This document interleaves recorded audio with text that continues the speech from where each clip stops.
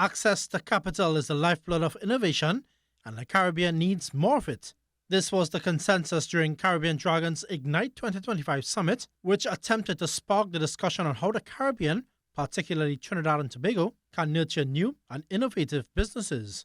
Co-founder and director of Caribbean Dragons, Mark Bassard, said while talent and ideas thrive in the Caribbean, the absence of robust capital infrastructure continues to hinder growth.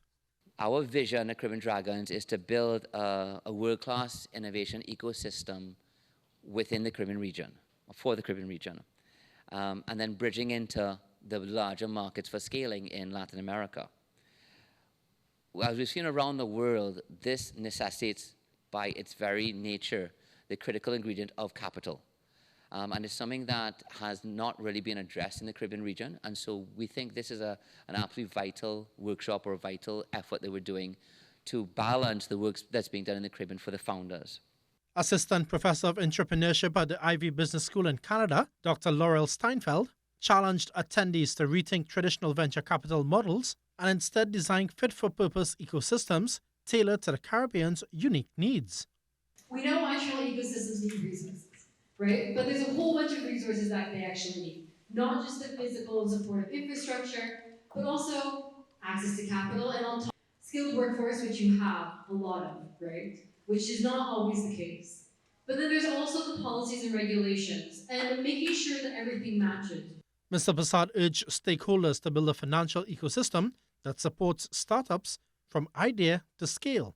We created the workshop last year, the first year, it's our second year, to share best practice, to educate our investors on this amazing space, and to build a network of investors, angels, family offices, VCs, multilaterals, etc., across the region.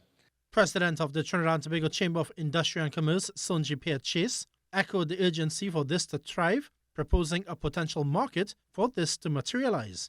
And what we had proposed is the launch of a government-funded startup accelerator program through the national budget, model after Startup Chile, and this program would fast-track a pipeline of innovative local IT firms, globally minded entrepreneurs, drive economic diversification and digital transformation. However, Director Representative in Trinidad and Tobago of the CAF Development Bank of Latin America and the Caribbean, Bernardo Requena, noted that one of its main objectives is to support SME entrepreneurs, enabling them to access capital. Over the past 2 years, we have benefited more than 30,000 micro-entrepreneurs and over 20,000 small and medium enterprises.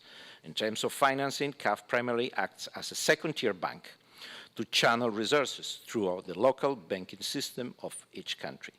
He added that CAF has also invested capital in funds that support innovative startups, addressing financial inclusion gaps and tackling social and environmental challenges. I am Sunil Lalla with your TTT News Business Insight.